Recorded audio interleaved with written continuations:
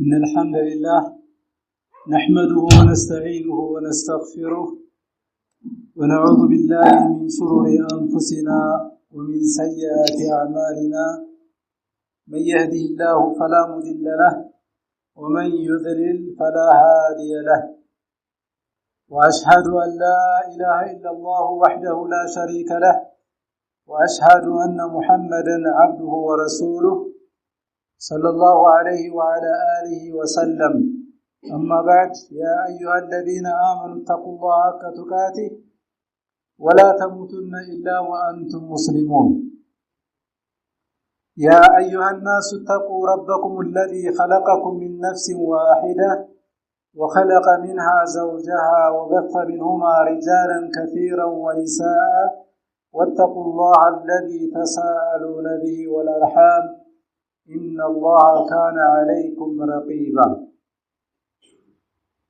يا أيها الذين آمنوا اتقوا الله وقولوا قولا سديدا يصلح لكم أعمالكم ويغفر لكم ذنوبكم ومن يطع الله ورسوله فقد فاز فوزا عظيما. فإن أصدق الحديث كتاب الله وخير الهدي هدي محمد صلى الله عليه وسلم وشر الأمور محدثاتها وكل محدثة بدعة وكل بدعة ضلالة وكل ضلالة في النار. أيها المسلمون، أدى الحجيج حجهم وذبح المضحون أضاحيهم، ثم بدأنا أيام التشريق وهي أيام عظيمة لها منزلة عظيمة عند الله تعالى. فهيا بنا نقف هذه الوقفات مع منزلة ومكانة أيام التشريق والأعمال المشروعة فيها. أولا، ما أيام التشريق؟ أيام التشريق هي الأيام الثلاثة التي بعد يوم النحر 11 من شهر ذي الحجة و12 و13. وسبب التسمية بأيام التشريق قيل لأن الهدايا والضحايا لا تنحر حتى تشرق الشمس، وقيل لأن الناس كانوا يشرقون فيها لحوم الهدي والأضاحي، أي يقددونها ويملحونها ويعرضونها للشمس لحفظها من الفساد، وذلك لعدم وجود مثل هذه الوسائل الحديثة لحفظ اللحوم. ثانيا، منزلة ومكانة أيام التشريق. أيام التشريق هي الأيام المعدودات التي ذكر الله تعالى فقال واذكروا الله في أيام معدودات، فمن تعجل في يومين فلا إثم عليه ومن تأخر فلا إثم عليه لمن اتقى واتقوا الله واعلموا أنكم إليه تحشرون. قال ابن عباس رضي الله عنهما: الأيام المعدودات أيام التشريق.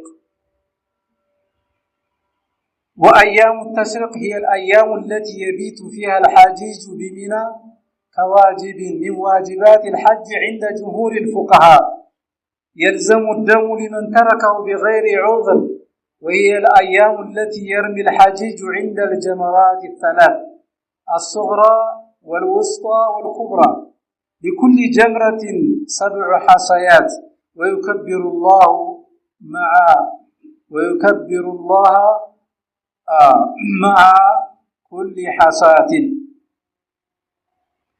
ويسمى اليوم الأول منها بيوم القر، لأن الحج يقر فيها بمنى، وهو أفضل أيام السنة بعد يوم النحر، للحديث أعظم الأيام عند الله يوم النحر ثم يوم القر، رواه أحمد. ويوم القر هو اليوم 11 لأن الناس يقرون فيه بمنى، أي يقيمون بها أيام التشريق. وأيام التشريق هي أيام عيد للمسلمين. عن عقبة بن عامر رضي الله عنه أن رسول الله صلى الله عليه وسلم قال: إن يوم النحر ويوم عرفة وأيام التشريق هن عيدنا أهل الإسلام، وهن أيام أكل وشرب. رواه الترمذي وصححه الألباني في صحيح الترمذي. وأيام التشريق هي أيام أكل وشرب وذكر لله عز وجل. ففي صحيح مسلم عن نبيشة الخذلي رضي الله عنه قال رسول الله صلى الله عليه وسلم: أيام التشريق أيام أكل وشرب وذكر لله. وفي رواية: من كان صائما فليفطر فإنها أيام أكل وشرب. إن شاء الله خطبتنا اليوم أيام التشريق የሚባሉ ሶስት የተከበሩ ቀናቶች አሉ። ትናንት አንዱን ጨርሰን አሁን ወደ ሁለተኛው ገብተናል። ዙልሂጃ ያው 11 12 እና 13 ናቸው። ዛሬ ዙልሂጃ ወር 12ኛው ውስጥ ነው ያለነው።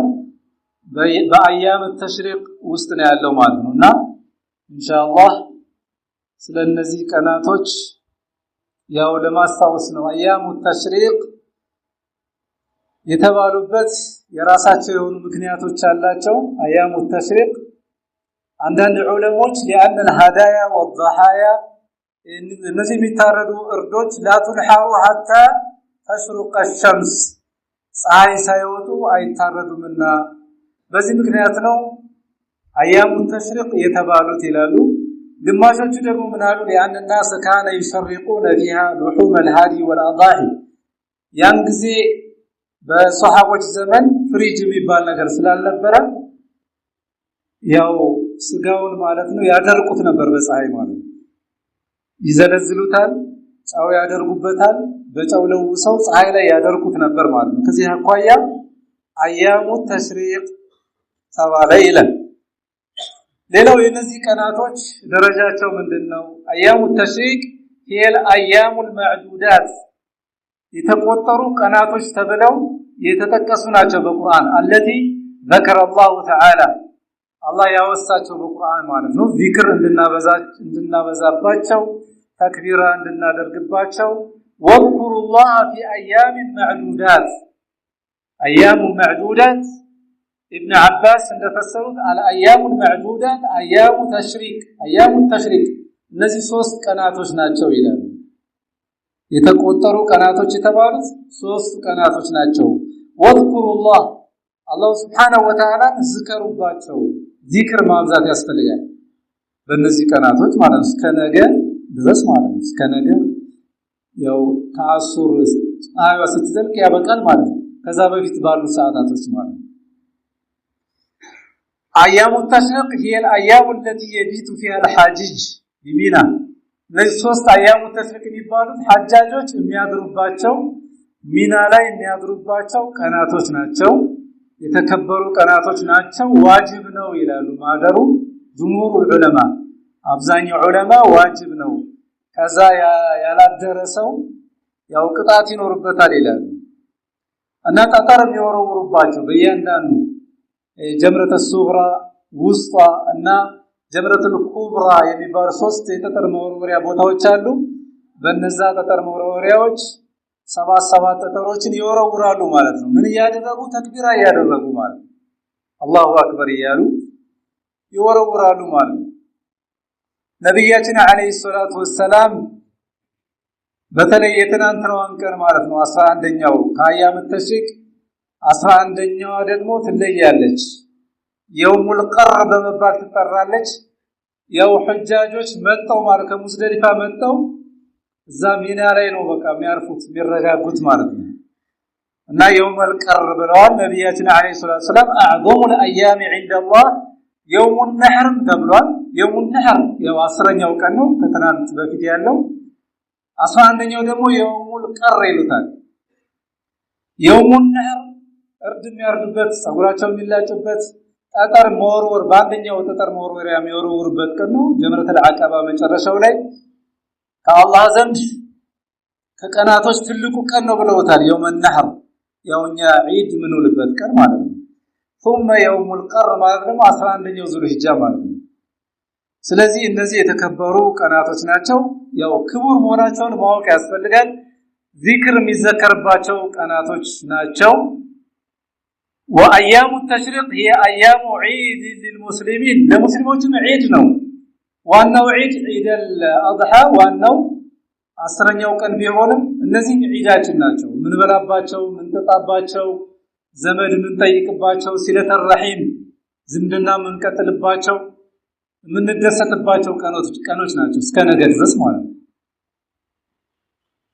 وأيام التشريق هي أيام أكل وشرب وذكر لله عز وجل ففي صحيح مسلم عن نبيشة الهذلي رضي الله عنه قال رسول الله صلى الله عليه وسلم أيام التشريق أيام أكل وشرب وذكر لله ሶስት ነገሮች እንሰራለን ምን በላበት ምን ተጣበት ይሄን አንድ መደመርም ይቻላል አላህ Subhanahu Wa Ta'ala ምን ዘክርበት ቀናቶች ናቸው በብዛት ምን ዘክርበት ማለት ነው ጾም የተከለከለ ነው በእነዚህ ቀናቶች ጾም የተከለከለ ነው ለማን ብቻ ሲቀር ማረድ ያልቻለ ዛጅ ላይ ሆኖ ማረድ ያልቻለ ማለት ነው የተመቱና ቂራንም ይባላል እርድ ያለባቸው ሰዎች ማረድ ካልቻሉ ከዛ የተወሰነ ቀን ጾማሉ እዚህ ሀገራቸው ደግሞ ይመጣሉ 3 ቀን እዚህ ጾማሉ 7ቱን እዚህ ጾማሉ እና በእነዚህ ቀናቶች መጾም ይቻላል ለነሱ ማለት ነው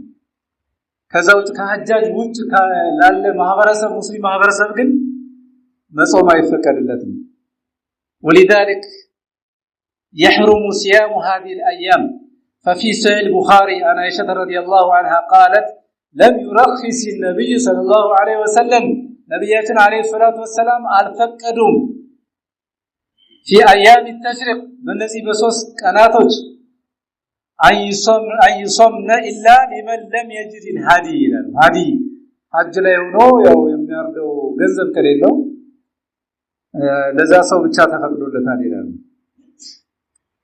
ሌላው አያመል ቢድ ይባላል 13 14 15 በየወሩ የሱና ጾም አለ ምናልባት እነዚህ 3 ቀናቶች በወር 13 14 15 ምን ጾም ሰዎች ካለን አያመል ተሽሪክ ጋር ከገጠመ ለነሱ ሌላ ማካካሻ ነው ማድረግ ያለብን ማለት ነው فمن كان معتادا على صيام الايام البيض فليعلم ان يوم الثالث عشر من ذي الحجه አንዷ ቀንች የምትገጥምበት 13ኛው የዙል ሒጃ ሚጾምባት ቀን አይደለችም አላ አያመል ቢድ በወሩ 3 ቀን ለሚጾሙ ሰዎች መነሻ ናት እሷ ደግሞ ምን ጋር ገጠመች አያመል ተሽሪክ የመጨረሻው ቀን ጋር ገጠመ ማለት ነው ስለዚህ በዛች ቀን መጾም የለበትም 14 15 ጾሙ 16ኛው መጾም ይችላል ተራው ማለት ነው نسأل الله العظيم أن يتقبل منا ومنكم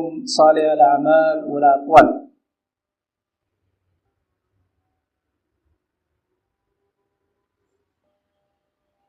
الحمد لله وكفى وصلاة وسلاما على عبده الذي اصطفى فاتقوا الله عباد الله فبتقوى الله العصمة من الفتن والسلامة من المحن الله سبحانه وتعالى መፍራት ያስፈልጋል ሁላችንም ዋናው መጠበቂያችን አላህን መፍራት ነው ከፈተና ለመጠበቅ የፈለገ ሰው አላህን መፍራት ነው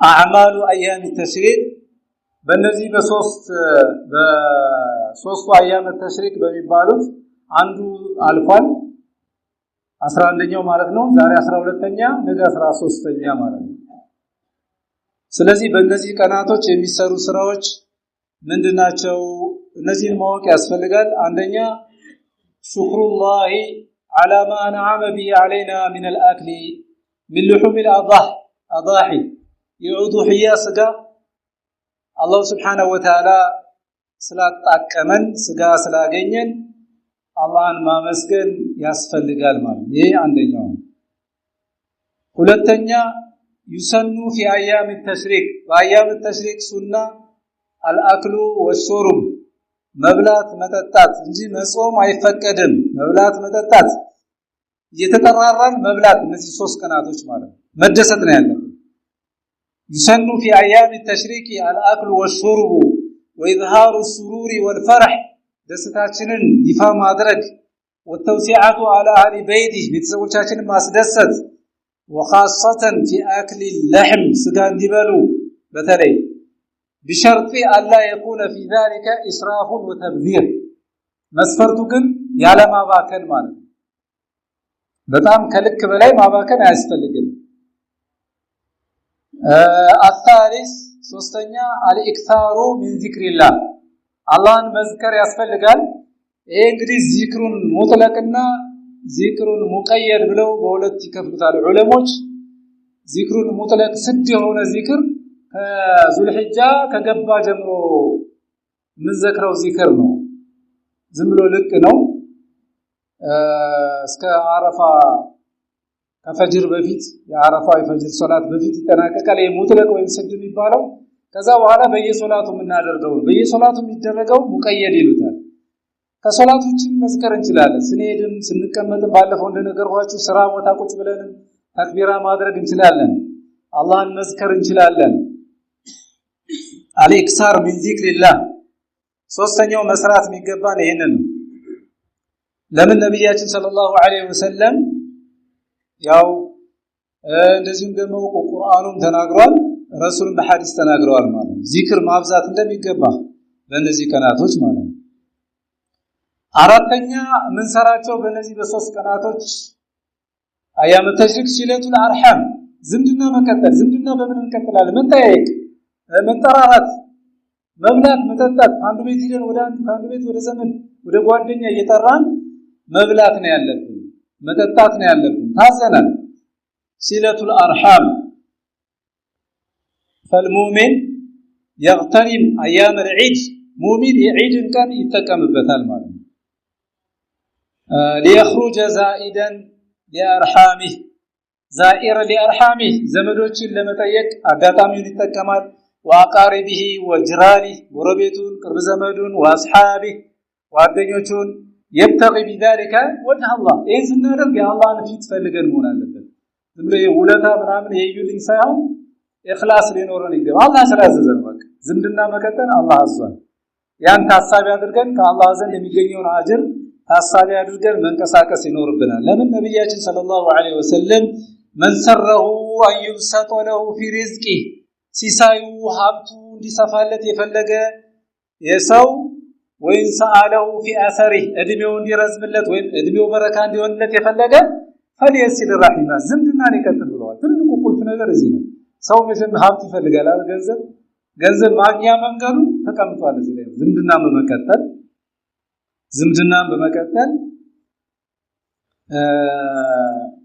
እንትን ይሆናል ማለት ነው እድሜያችን አላህ በረካ ያደርገዋል ሲሳያችን ይበዛል وفي الحديث الصحيح ومن كان يؤمن بالله واليوم الآخر فليصل رحمه በአላህና በመጨረሻው ቀን ያመነ ሰው ዝምድናን ይቀጥል ብለዋል ነብያችን አለይሂ ሰላቱ ወሰለም አምስተኛና መጨረሻ እንሰራው ዘብሁል ኡዱሂያ ያላረድን ሰዎች እስከ ነገ ድረስ ፀሐይ ሳትጠልቅ በፊት እስከ ነገ ማረድ ይቻላል ያው ዋናው ያላረድን ሰዎች በዛ በዒደል አድሃ ያላረድን ሰዎች ከሶላት በኋላ የማረጃ ጊዜው ሰፊ ነው ማረድ ይኖርብናል ማለት ነው አቅሙ ያለን ሰዎች ዘብሁል ኡዱሂያ لمن لم يذبح يوم الأضحى فإن آخر وقت ذبح الأضاحي يوضحي أرض وقت مجرشو وغروب الشمس اليوم الثالث من أيام التشريق يا أيام التشريق 13ኛው ቀን ፀሐይዋ ከመጥለቋ በፊት 14ኛው ሳይገባ ማለት ነው